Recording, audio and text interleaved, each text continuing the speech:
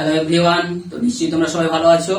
তো আজকে আমরা নবম শ্রেণীর যে বিষয়টা পড়াচ্ছিলাম স্থিতিস্থাপকতা, তো তার দ্বিতীয় পাঠের আলোচনা আমরা আজকে করব। যেখানে আজকে আমরা আলোচনাটা করব হচ্ছে যে লেখচিত্রটাকে নিয়ে বিশেষ করে আলোচনাটা আমরা যেখানে করব যে কোন স্থিতিস্থাপক বস্তু, বিশেষ করে যে কোনো কঠিন বস্তু তার সেই স্থিতিস্থাপকতা ধর্মটা সে প্রদর্শন করে। তো সেই বস্তুটাকে নিয়ে তার উপর আমরা যে স্ট্রেস বা যাকে বলছি পীড়ন সৃষ্টি করলে তার মধ্যে যে বিকৃতিগুলো ঘটে সেইগুলোর পর্যবেক্ষণ করে সেইগুলো নিয়ে যদি আমরা একটা লেখচিত্র অঙ্কন করতে চাই, সেটা কি ধরনের হবে। তো এইরকম একটা স্থিতিস্থাপক বস্তু যেটা হচ্ছে স্প্রিং, সেই স্প্রিংটা নিয়ে আমরা এবং এখানেও আলোচনা করব, অর্থাৎ একটা স্থিতিস্থাপক বস্তু নিয়ে আলোচনা করব এবং সেই সঙ্গে সঙ্গে বিভিন্ন প্রকার স্থিতিস্থাপক বস্তুগুলোতে যে পীড়ন বিকৃতির যে মানগুলো নিয়ে আমরা লেখচিত্র অঙ্কন করলে তাদের যে প্রকৃতিগুলো কি হয় সেটা আলোচনাটা করব।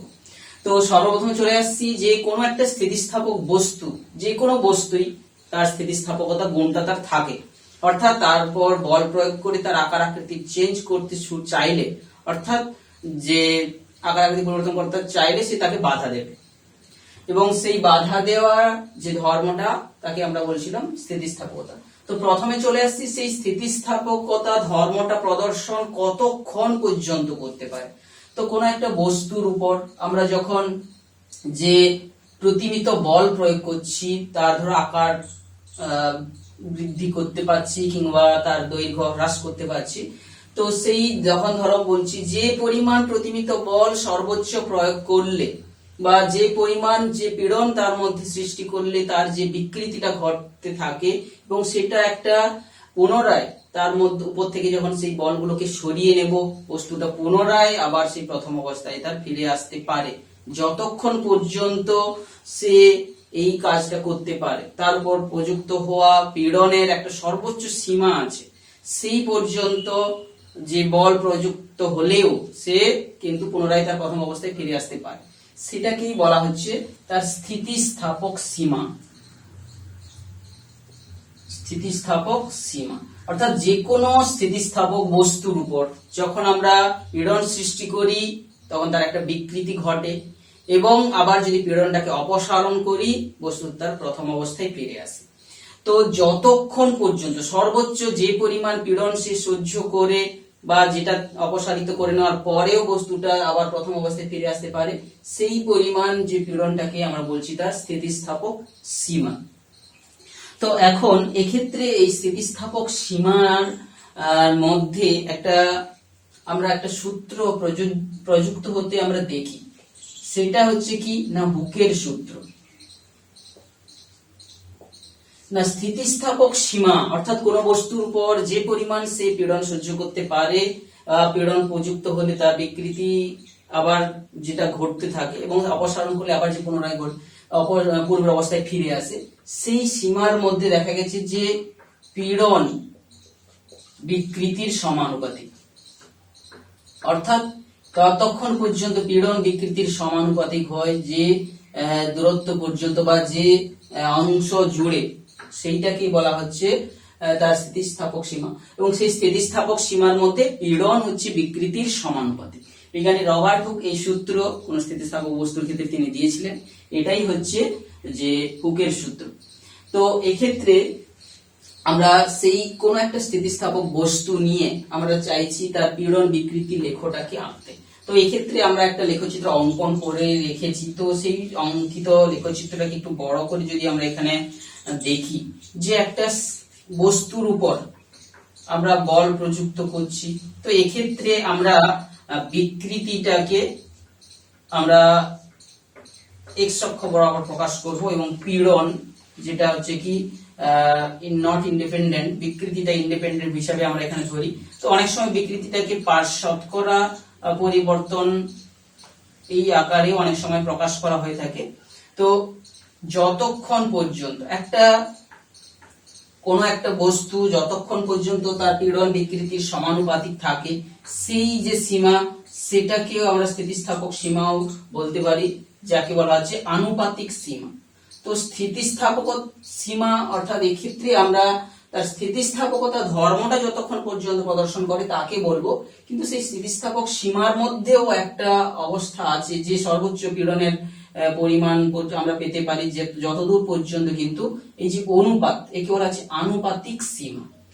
এর পরে বস্তুটি কিন্তু আমরা যদি তার উপর আরো বিকৃতি ঘটাই, পীড়ন বৃদ্ধি করে, দেখবো যে এক্ষেত্রে কিন্তু যে বিকৃতি বেশি ঘটতে দেখবো তুলনামূলকভাবে পীড়নের তুলনায়। অর্থাৎ যে পরিমাণ পীড়ন দিয়েছি তার তুলনায় বেশি পরিমাণে একটু বিকৃতি ঘটতে আমরা দেখব। তো এই যে বিন্দুটাকে আমরা যদি এ নাম দিয়ে থাকি, এ বিন্দুটাকে আমরা এখানে আনুপাতিক সীমা বলে উল্লেখ করতে পারি। এটা হচ্ছে আমরা যেখানে বলে রেখেছি আনুপাতিক সীমা। অর্থাৎ যে পীড়ন বিকৃতির যে অনুপাতটা যতক্ষণ পর্যন্ত ধ্রুবক থাকছে, যদি পীড়ন বাই বিকৃতি যদি করে থাকি সেটা হচ্ছে ধ্রুবক থাকছে যতক্ষণ পর্যন্ত, সেটাই হচ্ছে আমরা তাকে বলছি তার আনুপাতিক সীমা। তারপরের একটা বিন্দু আমি যদি পেতে পারি যে ক্ষেত্রে যেখানে কিন্তু পীড়ন বিকৃতির সমানুপাতিক হচ্ছে না, অর্থাৎ যেটা হচ্ছে পীড়ন বিকৃতির সমানুপাতিক হচ্ছে না, কিন্তু এক্ষেত্রে নতিটা কিন্তু একটু একটু কমতে দেখবো। একটা পুরো স্ট্রেট লাইন না এঁকে একটু নতিটা আমরা এখানে কমতে দেবো। এক্ষেত্রে যে স্লোপটা কি নির্দেশ করছে, এটা এই অঙ্গনাকে অঙ্কে নির্দেশ করছে যদি অনুদৈর্ঘ্য পীড়ন আর অনুদৈর্ঘ্য বিকৃতি নিয়ে থাকি। তো এটা হচ্ছে এটা স্লোপটা একটা হচ্ছে আমরা বলতে পারি এটা পজিটিভ ছিল, এক্ষেত্রে স্লোপটা কিন্তু কমতে শুরু করেছে। তো এই বিন্দু থেকে পর্যন্ত বস্তুর উপর যদি পীড়ন প্রয়োগ করি, সেই পীড়নটাকে যদি অপসারিত করি, আবার কিন্তু বস্তু কিন্তু আবার সেই তার প্রাথমিক অবস্থায় ফিরে আসতে পারে, অর্থাৎ এক্ষেত্রে সেই শূন্য অবস্থানে ফিরে আসবে। তো এই যে লিমিটটাকে, এইটাকেই আমরা কিন্তু বলছি যে স্থিতিস্থাপক সীমা। তাহলে বিটা ছিল এটা ছিল আনুপাতিক ভাবে যতক্ষণ পর্যন্ত ধ্রুবক দিচ্ছি সেটা হচ্ছে আনুপাতিক সীমা। এক্ষেত্রে হুকের সূত্র এখান পর্যন্ত প্রযোজ্য হবে, কিন্তু এ বি অংশে হুকের সূত্র প্রযোজ্য হবে না। বিটা হচ্ছে যে স্থিতিস্থাপক সীমা, অর্থাৎ বস্তুটা স্থিতিস্থাপকতা ধর্ম প্রদর্শন করে প্রথম অবস্থায় পৌঁছে যেতে পারে, কিন্তু সে হুকের সূত্র এখানে প্রযোজ্য হয়। এক্ষেত্রে স্লোপটাকে এস যদি বলি, স্লোপটা এখানে কমতে থাকে। এরপরে কিন্তু আমরা দেখব স্লোপটা কিন্তু ধীরে ধীরে কমতে কমতে শূন্য হয়ে যাওয়ার পর আবার কিন্তু নেগেটিভ হওয়া শুরু করবে। অর্থাৎ আমরা সি বিন্দুর কথাটা বলছি, যে ক্ষেত্রে স্লোপটা কিন্তু নেগেটিভ হয়ে গেছে। তো এক্ষেত্রে এটাকেই আমরা বলে থাকি আপার ইল্ড পয়েন্ট, আপার ইল্ড পয়েন্ট। তো এই সি বিন্দুটা হচ্ছে, আর ডি বিন্দুটা যে ক্ষেত্রে এই অংশে আমরা নতিটাকে প্রায় জিরোর কাছাকাছি পাবো, তাহলে এসটা প্রায় জিরোর কাছাকাছি পাবো, তারপরে কিন্তু পাবো এসটা নেগেটিভ। এই ডি বিন্দু হবে সর্বনিম্ন বিন্দু, যেখানে যেটাকে আমরা এটাকে আপার ইল্ড পয়েন্ট বলেছিলাম, আর ডিটাকে আমরা বলবো লোয়ার ইল্ড পয়েন্ট। যে লোয়ার ইল্ড পয়েন্ট যেটাকে আমরা বলছি, এরপরে যেটাকে বলছি আমরা স্থিতিস্থাপক সীমা, উচ্চতর নতিবিন্দু, এটাকে আমরা সাধারণত উচ্চতর নতিবিন্দু বলে থাকি, উচ্চতর নতিবিন্দু। আর এটা হচ্ছে নিম্নতম নতিবিন্দু, আপার ইল্ড পয়েন্ট। তো এই অংশের স্লোপটা আমরা দেখব যে, তো এই যে বি অংশের পরবর্তী যে কোনো অংশগুলোতে, অর্থাৎ পীড়ন যতই আমরা এক্ষেত্রে দেখবো যে পীড়ন বাড়াচ্ছি বা কম বাড়িয়েছি, পীড়নের দেখতে পাচ্ছ যে পীড়নের বৃদ্ধির পরিমাণটা বি থেকে সি তে যেটা হয়েছে সেটা অত্যন্ত কম, কিন্তু বিকৃতি ঘটে গেছে অনেকটাই বেশি। অর্থাৎ পীড়ন আমরা কম প্রয়োগ করেও বিকৃতি আমরা এখানে বেশি পাচ্ছি। এরপরে আমরা দেখব যে পীড়ন আমরা যে নেগেটিভ স্লোপ আমরা পেতে পারবো, পীড়ন খুব কম প্রয়োগ করেও এখানে আমরা বিকৃতি একটু বেশি দেখে যাব। যেখানটা থেকে আমরা যে নিম্নতম নতিবিন্দু তার উপরে যদি বস্তুটিকে উপর পীড়ন প্রয়োগ করি, আবার দেখবো যে নতিটা বৃদ্ধি পেতে থাকবে। স্লোপটা আবার পজিটিভ হবে। এর পরেও যদি আমরা ওর উপর পীড়ন প্রয়োগ করি, তারপরে এক সময় ধরো আমরা বলতে পারছি ই বিন্দুটা ছিল হচ্ছে সর্বোচ্চ যে সহন সীমা, তার সে সহ্যের সীমা যে পেরিয়ে যাবে, তারপরে হচ্ছে ফ্র্যাকচার হয়ে যাবে, এফটাকে বলা হচ্ছে ফ্র্যাকচার পয়েন্ট।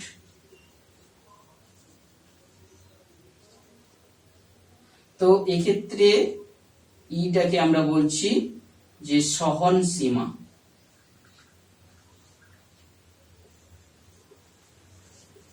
আর এফটা হচ্ছে ফ্র্যাকচার পয়েন্ট বা ছিঁড়ে যায়, যেখানে গেলে কোনো বস্তুর পর বল প্রয়োগ করতে করতে যেখানে বস্তুটা সরাসরি ছিঁড়ে চলে যাবে, ছিঁড়ে যায় যে ক্ষেত্রে সেটা হচ্ছে ফ্র্যাকচার পয়েন্ট। তো এইরকম ভাবে আমরা এক্ষেত্রে রেখাচিত্রটাকে একটু বড় করে ব্রডলি অঙ্কন করেছি, এখানে কিন্তু স্কেল অনুযায়ী অঙ্কন করা নেই। তো পীড়ন সঙ্গে সঙ্গে এক্ষেত্রে আমরা জাস্ট লেখচিত্রটার মধ্যে কোনো বস্তুতে কি ঘটে সেটা বোঝার জন্য আমরা অঙ্কন করেছি। তাহলে এই যে বি বিন্দু পর্যন্ত এটাই হচ্ছে তার স্থিতিস্থাপকতা ধর্ম প্রদর্শন করে। এর থেকে বাইরে চলে যাওয়ার পর এই পুরো অংশটাতে বস্তু কিন্তু প্লাস্টিক ধর্ম প্রদর্শন করে, অর্থাৎ বস্তুটার উপর পীড়ন প্রয়োগ করলে কিন্তু বিকৃতিটা তার পার্মানেন্ট থেকে যায়। এই অংশতে যখন চলে যাচ্ছে, এই অংশগুলো থেকে তার পার্মানেন্ট একটা বিকৃতি, তার যদি আমি ধরি এখান থেকে একটা টানি, যে বিকৃতি তার কিন্তু একটা পার্মানেন্ট বিকৃতি থেকে যাবে। অর্থাৎ বস্তুটা যে প্রাথমিক দৈর্ঘ্য যা ছিল, যখন এই পরিমাণ পীড়ন প্রয়োগ করে আমি সি বিন্দুতে এনেছিলাম, সেক্ষেত্রে দেখা যাবে যখন তাকে পুরোপুরি আবার বলটাকে অপসারিত করে নিলাম, তখনই কিন্তু বস্তুটা যখন একেবারে পৌঁছে গেল তার প্রাথমিক অবস্থায়, সেক্ষেত্রে প্রাথমিক অবস্থা তার যদি যা ছিল তার থেকে কিছুটা বাড়তি থেকে যাবে। এই যে বৃদ্ধিটাই হচ্ছে আমরা এখানে পার্মানেন্ট বিকৃতি থেকে যাবে। তো এই যে বি অংশের পরে পরবর্তী পুরো অংশ জুড়ে বস্তুটা কিন্তু তার প্লাস্টিক ধর্ম প্রদর্শন করে। তো এখন এই প্লাস্টিক ধর্ম প্রদর্শনের মধ্যে আমরা আবার এই যে সি বিন্দুটাকে আপার ইয়েল্ড পয়েন্টের পরবর্তী পর্যায় থেকেই আমরা ধরে থাকি সাধারণত সে যে প্লাস্টিক ধর্ম প্রদর্শন করছে, এটাকে আমরা বলে থাকি তার প্লাস্টিক। এখন সি থেকে ডি অংশের পর্যন্ত এবং ডি থেকে পরবর্তী অংশের মধ্যে আমরা দুটো অংশকে আমরা দুটো নামে কিন্তু এখানে আমরা উল্লেখ করে থাকি, যেটা হচ্ছে যেটাকে আমরা বলছি স্ট্রেন হার্ডারিং।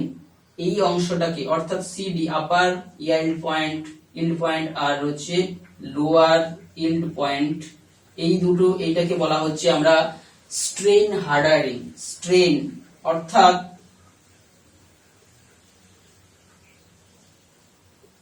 এক্ষেত্রে বস্তুটাকে যেন তার যে স্থিতিস্থাপকতা আরো বেড়ে গেছে, অর্থাৎ তার উপর যে বৃদ্ধি করতে চাইলে, তার বিকৃতি বাড়াতে চাইলে বেশি পীড়ন তাকে দিতে হবে।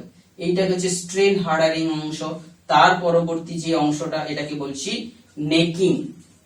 অর্থাৎ এই যে স্ট্রেন হার্ডারিং অংশে কি হয়, কি কোন বস্তুকে আমরা যখন তার উপর তাকে পিটিয়ে তার আকৃতি আমি চেঞ্জ করে দিতে পারি, তারপর বল প্রয়োগ করে তার আকৃতি পার্মানেন্ট চেঞ্জ করতে পারি স্ট্রেন হার্ডারিং অঞ্চলে, এবং বেশি পরিমাণে আমরা তার উপর কিন্তু বল দিতে, অর্থাৎ বস্তুটার যে ইন্টারনাল স্ট্রাকচার কিন্তু চেঞ্জ হয়ে যাওয়ার দরুন কিন্তু তার উপর যে বিকৃতি ঘটাতে চাইলে বেশি পরিমাণে বল প্রয়োগ আমাকে করতে হবে এই অংশে।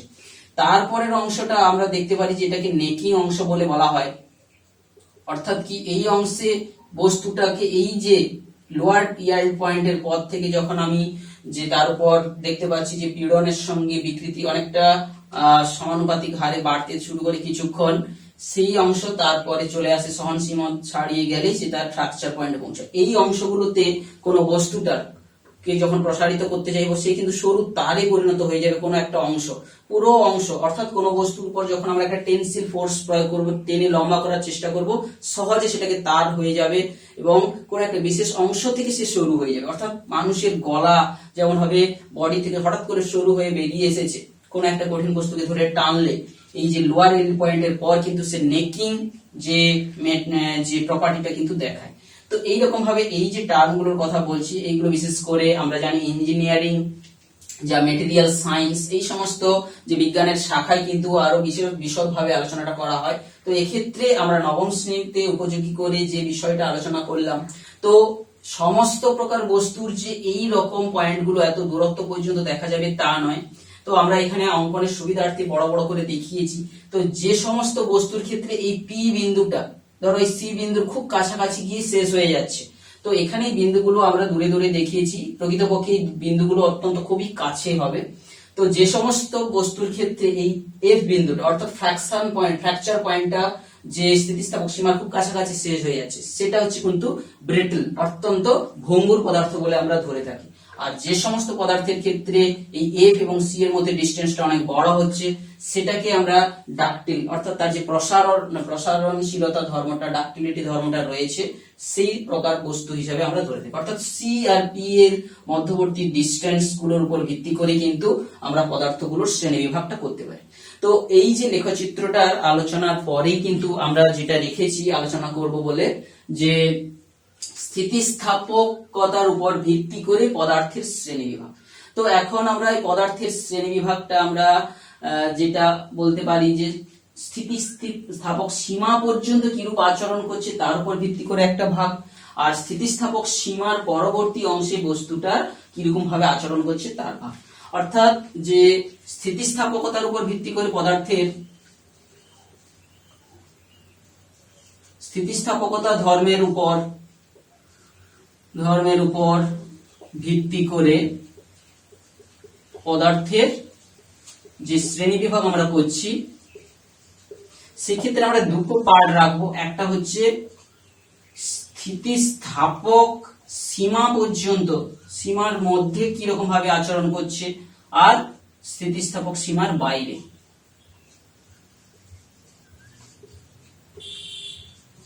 যদি স্থিতিস্থাপক সীমার মধ্যে যেই রকম আমরা বল প্রয়োগ করে তাকে যদি যেই রকম আমরা পীড়ন প্রয়োগ করছি সেই রকম যদি তার বিকৃতি ঘটে, তাকে বলা হচ্ছে পূর্ণ স্থিতিস্থাপক বস্তু। পূর্ণ স্থিতিস্থাপক অর্থাৎ যে পুরোপুরি হুকের সূত্র মেনে চলে এবং পুরোপুরি পীড়নটা অপসারণ করে নিলে সে আবার পুরোপুরি প্রথম অবস্থায় ফিরে আসে, সেটা হচ্ছে পূর্ণ স্থিতিস্থাপক বস্তু। পূর্ণ দৃঢ় বস্তু কি, যদি তারপর পীড়ন প্রয়োগ করছি কোনো প্রকার তার বিকৃতি ঘটছে না, সেটাকে আমরা বলছি পূর্ণ দৃঢ় বস্তু। অর্থাৎ যদিও বাস্তবে এটা আমরা পূর্ণ দৃঢ় বস্তু বলে কোনো কিছু হয় না, কোনো কিছুর উপর বল প্রয়োগ করলে তার যে বিকৃতি ঘটবে, তবে আমরা এটা হীরককে সাধারণত আমরা ধরে থাকি যে এটা পূর্ণ দৃঢ় বস্তু। পূর্ণ স্থিতিস্থাপক আর পূর্ণ দৃঢ় বস্তু, পূর্ণ অস্থিতিস্থাপক বস্তু। অস্থিতিস্থাপক অর্থাৎ কি, তারপর বল প্রয়োগ করছি কিন্তু যে তার কিন্তু আংশিক স্থিতিস্থাপকতা, যে স্থিতিস্থাপকতা আংশিক হচ্ছে, যে সেই অনুযায়ী কিন্তু তার পরিবর্তনটা হচ্ছে না, অর্থাৎ সেই লিনিয়ার যে ভেরিয়েশনটা আমরা দেখতে পাচ্ছি না স্থিতিস্থাপক সীমার মধ্যে। তো এই প্রকার তিন প্রকারের বস্তু আমরা দেখতে পাই। আবার স্থিতিস্থাপক সীমাটাকে যখন পেরিয়ে চলে যাচ্ছি, যে প্রপোর্শনাল লিমিটটাকে আমরা, যে বিটাকে যখনই আমরা ক্রস করে যাচ্ছি, এই চিত্রে অনুযায়ী বি থেকে আমরা বলছি বি থেকে এফ এর মধ্যে কিরকম ভাবে সে কার্য করছে। আর স্থিতিস্থাপক সীমা বলতে আমরা বলছি যে ও থেকে বি পর্যন্ত। এটা যদি আমরা যে বলে থাকি যে তার মূল বিন্দু, সেখান থেকে বি পর্যন্ত কিরকম ভাবে আচরণ করছে। তো এখানে বি থেকে সি এর মধ্যে আচরণের উপর ভিত্তি করে এটাকে আমরা জানি, তো এটাকে প্লাস্টিক, যে একটা হচ্ছে ডাকটিল প্রসারণশীল। তাহলে একটা হচ্ছে আমরা তাকে ভাগ করতে পারি যে প্রসারণশীল বস্তু, যাকে আমরা বলছি যে প্লাস্টিক। নমনীয় বস্তু, প্লাস্টিক অর নমনীয়, অর্থাৎ যাকে আমরা চাপ বল প্রয়োগ করে পিটিয়ে তার আকার চেঞ্জ করে দিতে পারি, অর্থাৎ পার্মানেন্ট একটা আকার চেঞ্জ থেকে যাবে, সেটা হচ্ছে প্লাস্টিক বা নমনীয় বস্তু। আর একটা হচ্ছে যে সমস্ত বস্তুটার ক্ষেত্রে টেনে আমরা খুব তাকে লম্বা করতে পারবো, সেটা হচ্ছে ডাকটিল বা প্রসারণশীল বস্তু।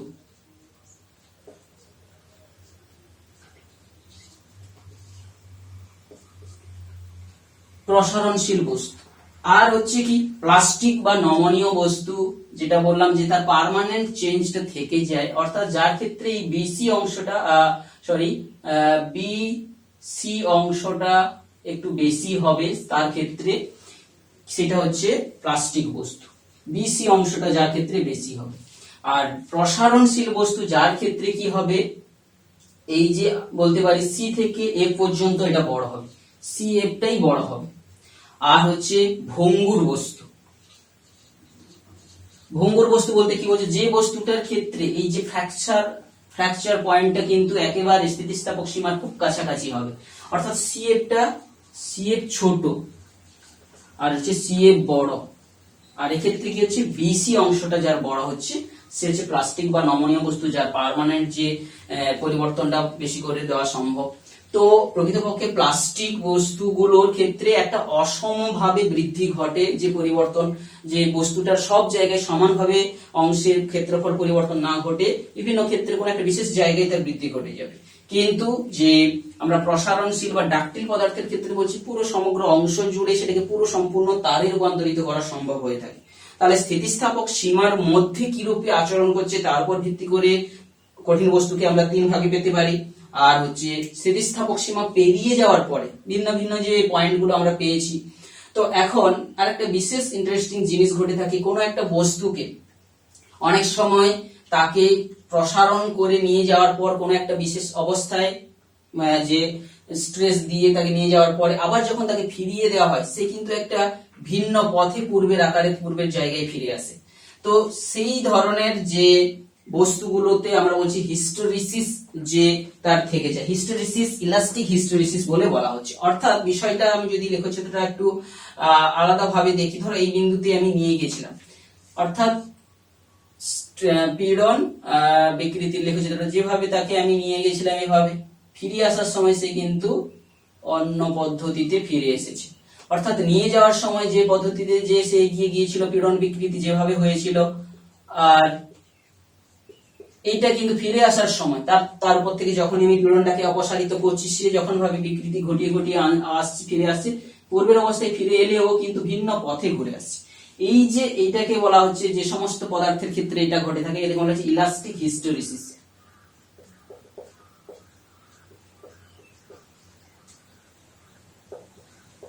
এই ইলাস্টিক হিস্টেরিসিসটা বিশেষ করে আমরা জানি যে ভালকানো রাবারের ক্ষেত্রে এটা দেখতে পাই, এবং এই রাবারের এই গুণটা থাকার জন্যই কিন্তু যে অনেক সময় এটাকে যে শব্দ শক্তি শোষণ বা এনার্জি যে সংগ্রহ করে রাখার ক্ষেত্রে এটাকে ব্যবহার করা হয়ে থাকে।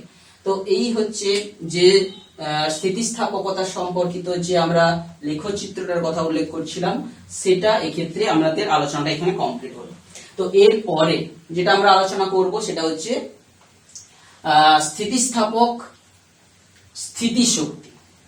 তো স্থিতিস্থাপকতার উপর ভিত্তি করে পদার্থের ভাগটা তো এখানেই করে নিলাম, সঙ্গে সঙ্গে আমরা বলছি কি যেটাকে ইলাস্টিক হিস্টেরিসিস কথাটাও লিখে রাখি, যে ক্ষেত্রে শ্রেণী বিভাগের মধ্যে আমরা পেয়ে যাব ইলাস্টিক হিস্টেরিসিস। এক্ষেত্রে আমরা ভালকানো রবার একটা এক্সাম্পল হিসেবে আমরা বলছি। তো এইরকম পদার্থেরও আমরা দেখতে পাই। তো এক্ষেত্রে আমরা জানি যে ভিন্ন ভিন্ন পদার্থের এই লেখচিত্র থেকে উপযোগিতাটা কি। আমরা বিভিন্ন পদার্থের যে লেখচিত্র যদি জানা থাকে, তার ব্রেটেল পয়েন্ট বা যে ফ্র্যাকচার পয়েন্ট, এইগুলো জানা থাকলে তাকে কোন কাজে উপযোগী করে ব্যবহার করা যেতে পারে তার সম্পর্কে একটা আইডিয়া আমরা পেয়ে যাব, যেটা কিন্তু মেটেরিয়াল সায়েন্স কিংবা ইঞ্জিনিয়ারিং এ অত্যন্ত গুরুত্বপূর্ণ। তো এরপরে যেটা আমরা আলোচনা করতে যাচ্ছি সেটা হচ্ছে স্থিতিস্থাপক স্থিতিশক্তি। স্থিতিস্থাপক স্থিতিশক্তিটা কি?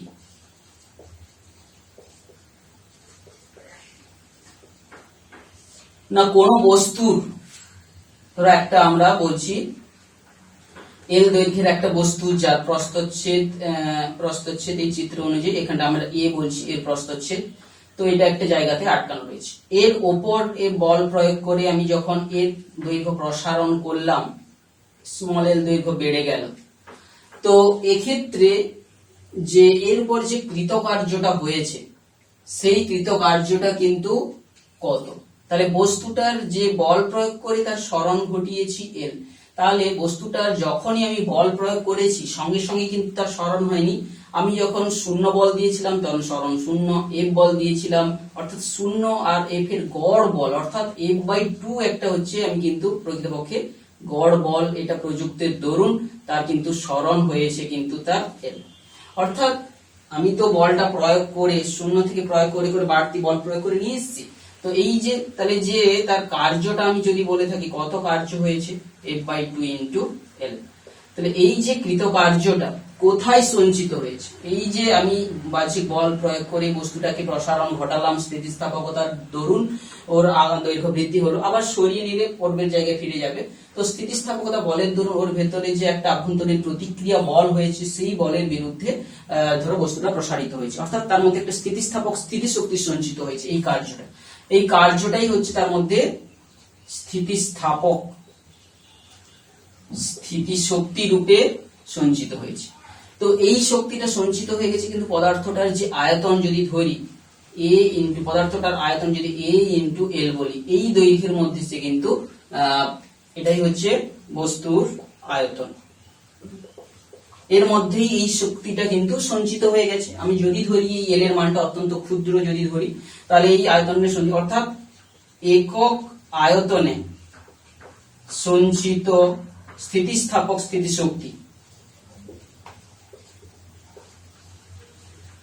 এটা কত হচ্ছে, তাহলে এই যে কার্যটাকে বা স্থিতিস্থাপক স্থিতিশক্তিকে অর্থাৎ F/2 ইন্টু এল কে এটা আমি ভাগ করতে হবে A ইন্টু এল দিয়ে। তাহলে এই অংশটাকে একটু সাজিয়ে লিখলে হাফ অংশটাকে বের করে নিলাম, F/A অংশটা থাকলো আর তার সঙ্গে সঙ্গে L/L অংশ থাকলো। তো এটাই তো আমরা জানছি যে এটা হচ্ছে পীড়ন, এটা হচ্ছে বিকৃতি, অর্থাৎ হাফ ইন্টু পীড়ন ইন্টু বিকৃতি।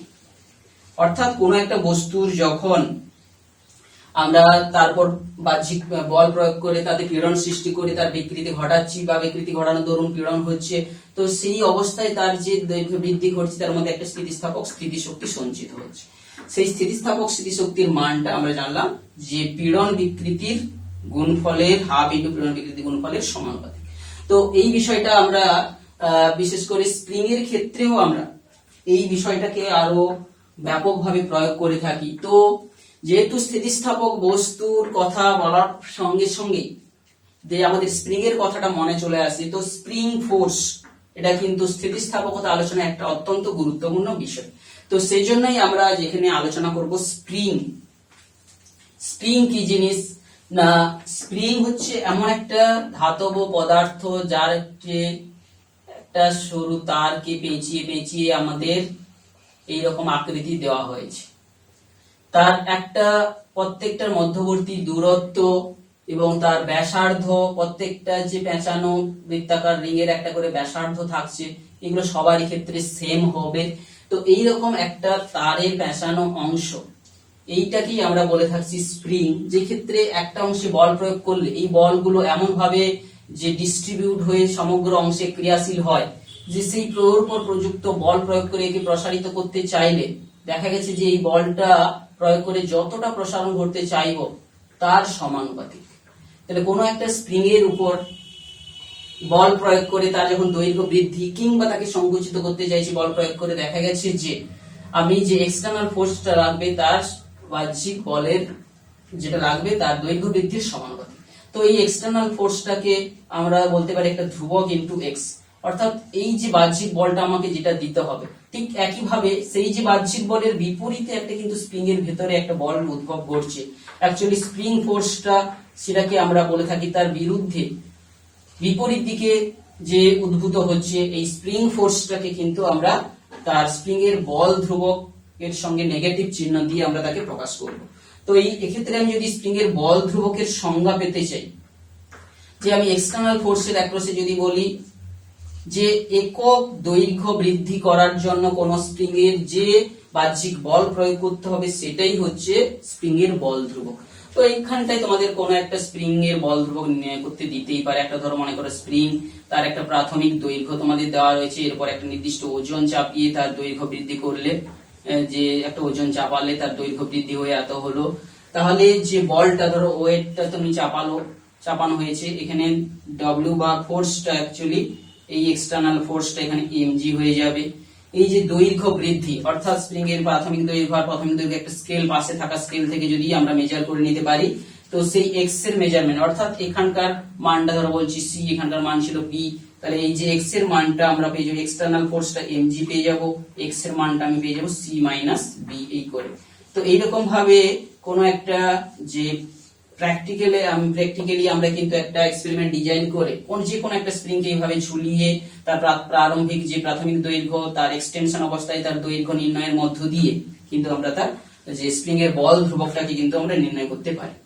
তো এই স্প্রিং এর বল ধ্রুবকটা কিন্তু আমরা দেখবো যে বিভিন্ন স্প্রিং গুলোকে যখনই আমরা বিভিন্ন প্রকার সমবায় করে থাকি তখন কিন্তু এই বল ধ্রুবকটার কিরকম পরিবর্তন ঘটে, তার রাশিমালাটা বা কি হয়, আমরা যদি ছোট্ট একটা আলোচনা এখানে করতে চাই সেটা কি রকমেরই হবে। তো মনে করো দুটো স্প্রিং কে নিয়ে আমি একটা সমান্তরাল সমবায় তৈরি করেছি। তাহলে স্প্রিং এর বল ধ্রুবক বিভিন্ন সমবায় কে এর মান, মনে করো দুটো স্প্রিং,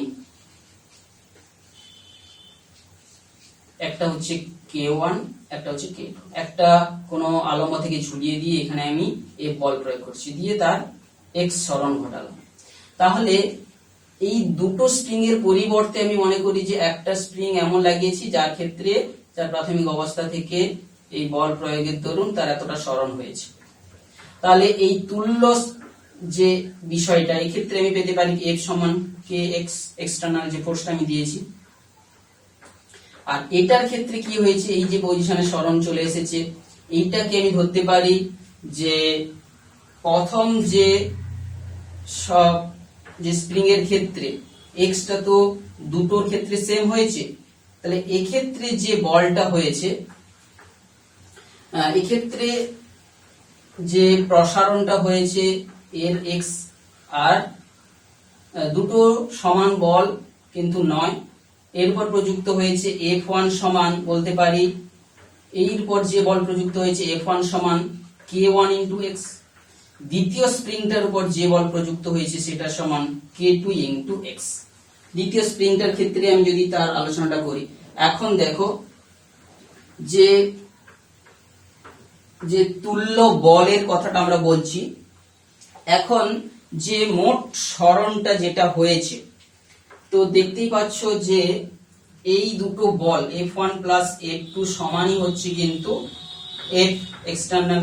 তো সেই F1 F2 জায়গায় আমরা যদি এই মানগুলোকে বসিয়ে দিই তাহলে দেখতে পাবো K1x আর একটা পাবো K2x আর এখানে যেটা পাবো Kx, উভয় পক্ষ থেকে সব k বাদ চলে গেলে K সমান K1 প্লাস K2। অর্থাৎ দুটো স্প্রিং কে যখন সমান্তরাল সমবায় করি তখন তাদের যে তুল্য যে এই যে তুল্য বল ধ্রুবক আমরা যদি বলি সেটা কি হয়ে যাবে, দুটোর সিম্পল যোগফলের সঙ্গে সমান। কিন্তু যখন শ্রেণী সমবায় করব, যখন দুটো স্প্রিং কে আমি শ্রেণী সমবায় করছি, এটা একটা মনে করো K1 বল ধ্রুবক বিশিষ্ট একটা স্প্রিং, এটা হচ্ছে K2 বল ধ্রুবক বিশিষ্ট স্প্রিং, এখানে আমি এই বল প্রয়োগ করে x সরণ ঘটিয়েছি। তো এক্ষেত্রে কিন্তু এই যে x সরণটা যেটা টোটাল আমরা দেখতে পাচ্ছি সেটা নিশ্চয়ই প্রথম স্প্রিং এর ক্ষেত্রে যে বল প্রযুক্ত হয়েছে তার মানের জন্য যেটা হয়েছে সেই বল কিন্তু F দুটোতেই প্রযুক্ত হয়েছে, এই ক্ষেত্রে K1 into x1 হয়েছে। দ্বিতীয় স্প্রিং এর ক্ষেত্রে কিন্তু আমি সেই F বলই প্রযুক্ত হয়েছে কিন্তু এর বল ধ্রুবক অনুযায়ী এর সরণ ধর হয়েছে K2। তো যেহেতু আমরা দেখতে পাচ্ছি যে x1 প্লাস x2 সমান x হয়েছে, আবার এই যে তুল্য এমন একটা স্প্রিং এর কথা বলছি যার উপর F বল প্রয়োগ করে k সরণ হয়েছে, x সরণ ঘটিয়েছি যার তুল্য বল। তাহলে এক্ষেত্রে আমি যদি এই যে লব্ধিটার ক্ষেত্রে ধরি তাহলে এক্ষেত্রে আমি পাচ্ছি যে F সমান কি হচ্ছে k into x। আবার এটার ক্ষেত্রে আমি দেখো এই যে দুটো সমীকরণ আলাদা আলাদা করে পেয়েছিলাম, তো এটা অ্যাকচুয়ালি এটার জন্য, এটা অ্যাকচুয়ালি এটার জন্য। তো এক্ষেত্রে দেখো দুটো সমীকরণের এক্ষেত্রে তুমি বসিয়ে দাও x2 সমান এখান থেকে তুমি বের করো f বাই k2, আর এক্ষেত্রে তুমি যদি x1 বের করো f বাই k1, সেই মানগুলোকে যদি বসাও x1 এর জায়গায় f বাই k1, এখানে যদি বসাও f বাই k2, আর এখানে যদি বসাও এখান থেকে x সমান তোমরা যদি বসাও f বাই k, তো তিনটা যে সমীকরণগুলো আমরা এখানে পাচ্ছি সেইগুলোকে যদি এখানে বসিয়ে দিই f বাই k, উভয় পক্ষ থেকে f গুলোকে ক্যান্সেল করে দিলে আমি পাচ্ছি 1 by k1 plus 1 by k2 সমান 1 বাই k। তো স্প্রিং এর বল ধ্রুবকের যে পরিবর্তনটা, যে শ্রেণী সমবায়ের ক্ষেত্রে যে তুল্য বল ধ্রুবকের রাশিমালার সঙ্গে অন্যান্য যে কনস্ট্রাকটিভ যে কনস্টিটিউটিভ যেগুলো গঠন করেছে যে অন্যান্য স্প্রিং গুলো, তাদের বল ধ্রুবকের সঙ্গে এই রকম রিলেশন আমরা এখানে পেয়ে যাই। তো এই যে বল ধ্রুবক আর যে বল ধ্রুবকের যে সমবায় বিষয়টা আমরা জানলাম। তো সেক্ষেত্রে আজকের এই আলোচনাটার আমরা শেষ পর্যায়ে প্রায় চলে এসেছি।